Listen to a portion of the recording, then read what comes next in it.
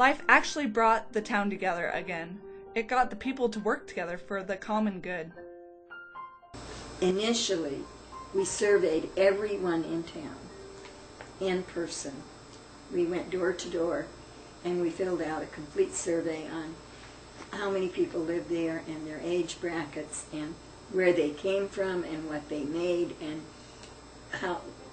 what they did for a living. We filled out all kinds of opinion kinds of things, like what do you think we should do about business in Leavenworth?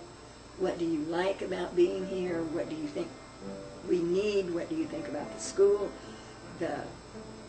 And each committee had a part in that survey. So we got the answers to know where people came from, what they were thinking, and what they were thinking about doing. People started really getting involved in the Life Project. They held animated meetings to share what they had learned. The reports were animated.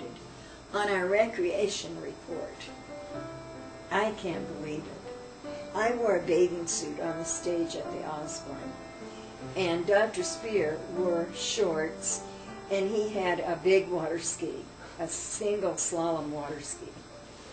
And Bryce Parsley had a fishing basket, a creel, and a fishing pole. And so we were animated about this, these are the things that we do here. It was just great fun. Even though the town was slowly getting better, the town still looked very depressed. The state contacted all of the mayors and leaders in the communities along Highway 2, all across the state. All highways, major, 2, 97, and we didn't have, yes, we did have I-90 then. It was new. Everyone was to beautify, because we would be having people coming from all over the United States and Canada to the World's Fair. So that's really what started the beautification. Our city park had a rock wall in it. It was flat on Front Street, and then it was flat on Front Street across till about maybe 30 feet from Highway 2. And then it had a rock wall there that had been the edge of where the railroad tracks were through there. But that rock wall was deteriorating, crumbling, it was a mess. People didn't do lawsuits if they fell off of it then in those days like they would now. But it was just a mess, and it was full of weeds, and just a mess. How did this German idea come up anyway? Was it one man's idea, or was it a town trying to make it?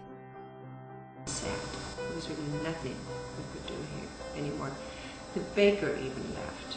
The barber stayed, and the hardware store kind of stayed, and I suppose that was a market then. But these women came up and said, we need to do something here. And I think there was a lot of talk from a lot of people that had come home from World War II and had experienced Bavaria during their military time in World War II, falling in love with the mountains, and they said, boy, this looks just like it. If we could just do a little Bavaria. And it kind of got hold. I can just see how something like that happens over coffee somewhere in a coffee shop or over a luncheon when they talk about this. And it's not really a one or two people that just are so brilliant. It's probably a group that says, we need to do something. These beautification things were going on. Simultaneously, Ted Price and Bob Rogers were up at the squirrel. Ted Price and Bob Rogers, who had bought a restaurant up on Highway 2 there at the intersection to go to Makenzie, and they had made that Bavarian, and it was working. They also had a bear come into the restaurant every night and eat food from what they would feed him. So, it became a little interesting point for people to go to and see that. Ted Price, Bob Rogers were very instrumental, but you have to remember there were a large number of other people that don't have the acclaim that those two individuals have because they didn't write a book. Miracle Town has brought them to prominence. There are several people, and I don't want to name any of them necessarily because there are several that remained anonymous and didn't come to the limelight, but were very important in the simple daily tasks that had to occur for these other folks to become famous, basically. There were many behind-the-scenes people to build this town out of its depression. People worked very hard, day in and day out, to build this town just a little bit better than it was the day before. After the Vestas got these beautification projects done, they applied for a national award, a Sears Foundation national award, and they won that $10,000 was the award for community improvement. And we had the first Autumn Leaf Festival was organized for the presentation of that award and the open house for the fire hall and the new fire truck. Tamaracks wanted to do everything local. So we aimed our projects and our fundraising for city improvement. The city hall, the library, we remodeled the city clerk's office, Vestas and Tamaracks and the JCs, the Junior Chamber of Commerce men's group, did the street signs in Leavenworth.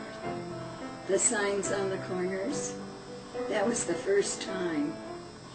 And I was before I came here, but it was probably around 1954, 55, that the three groups got together and raised the money and got the signs installed on the corners of the city streets.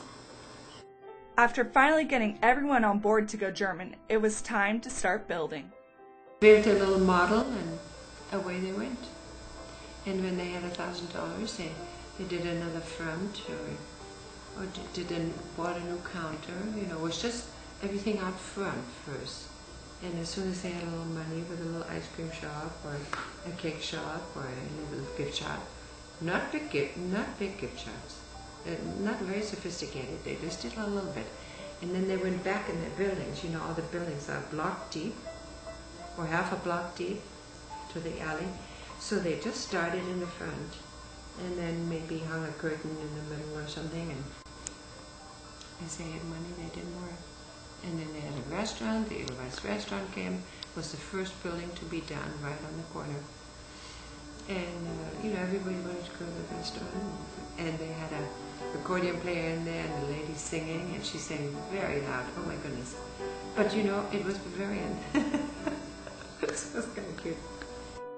Thinking about all the resistance we have today in 2009, I wondered, was there any resistance when the theme first arose?